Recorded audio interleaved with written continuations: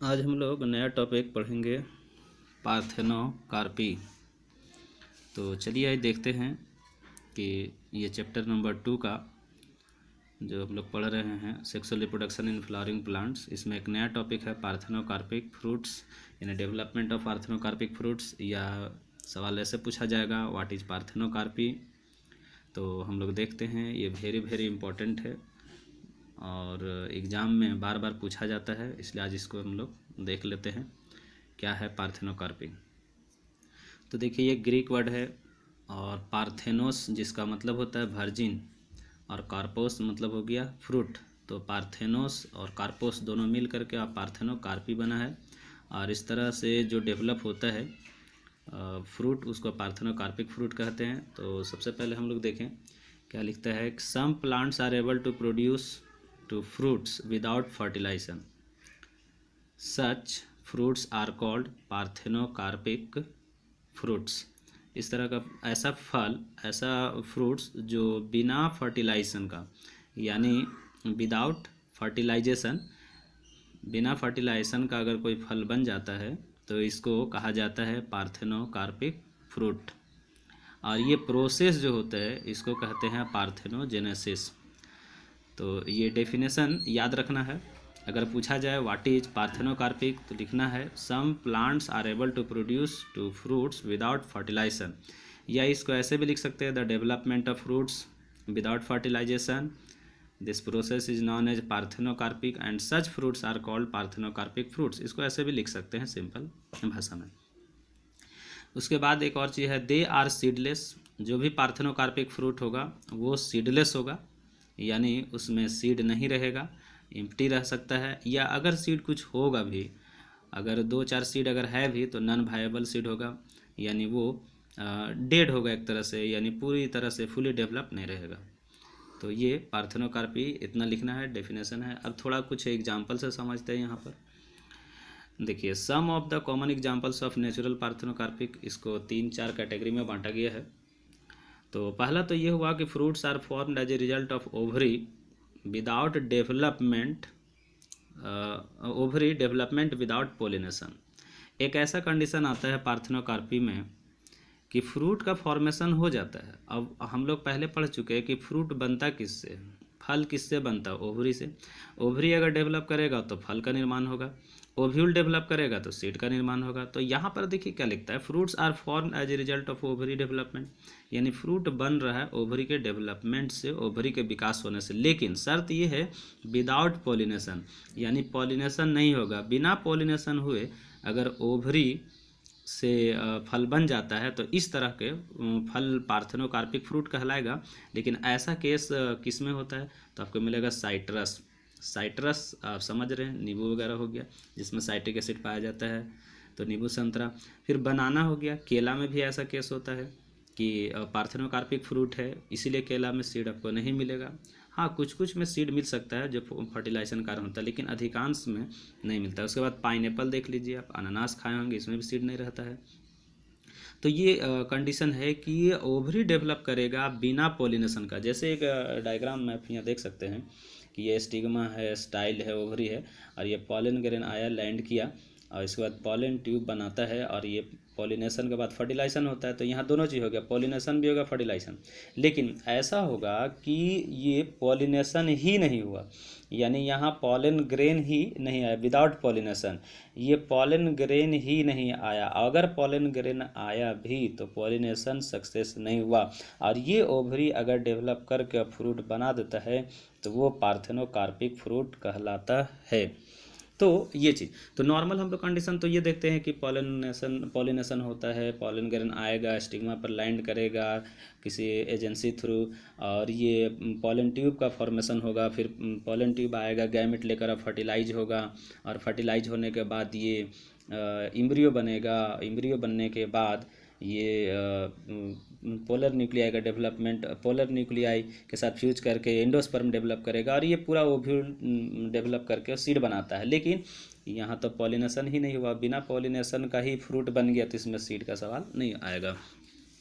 चलिए तो पहला केस था, याद रखना है कि ओवरी डेवलप करता है, और ओवरी डेवलप करने के बाद फल बना देता है लेकिन पॉलिनेशन नहीं होता है। बिना पॉलिनेशन हुए फल का निर्माण हो जाता है और इस तरह के फ्रूट्स में आपको सीड नहीं मिलेगा। तो इस तरह का फल जो है वो पार्थेनोकार्पिक फ्रूट कहलाता है। दूसरा केस देखें हम लोग कि fruits formed as a result of stimulation by pollination but without fertilization। इसमें केस ये होता है कि स्टिमुलेशन होगा कि पॉलिनेशन तो होगा, यानी पॉलन ग्रेन आएगा, लैंड तो कर गया स्टिग्मा पर, और जैसे ही स्टिग्मा पर पॉलन ग्रेन लैंड करता है तो पॉलिनेशन हो जाता है, पॉलिनेशन सक्सेस माना जाता है। लेकिन ये कोई गारंटी नहीं है कि ये जाकर गैमेट फ्यूज कर ही जाए। हो सकता है कि अगर ये गैमेट फ्यूज नहीं कर पाया, पॉलिनेशन हुआ, पॉलन ट्यूब भी बना, और अगर गैमेट फ्यूज नहीं किया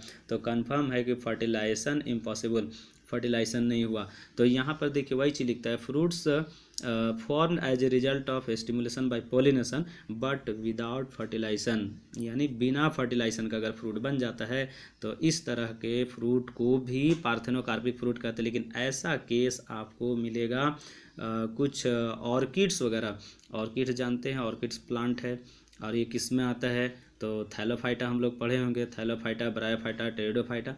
तो इस तरह से ये लाइकेन भी एक आता है, तो ये लाइकेन में आता है, जो कि एल्गी और फंजाई मिलकर लाइकेन बनता है, तो लाइकेन कैटेगरी में आता है ये ऑर्किड्स। और अधिकांश ऑर्किड्स प्लांट में केस ऐसा मिलेगा देखने को। तो ये भी एक पार्थेनोकार्पी का केस हो गया। चलिए तीसरा पॉइंट हम लोग देखते हैं, और वो है fruits formed as a result of fertilisation.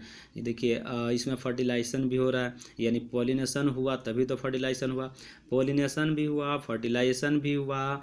लेकिन पॉलिनेशन फर्टिलाइजेशन होने के बाद भी, ये पॉलिनेशन और फर्टिलाइजेशन होने के बाद भी ये एबोर्शन हो जाता है इम्ब्रियो का, और इम्ब्रियो का अगर एबोर्शन हो जाता है, यहाँ पर देख लीजिए पॉलिनेशन हुआ, फर्टिलाइजेशन हुआ, और अगर इम्ब्रियो का एबोर्शन हो गया तो भी सीड नहीं बनेगा।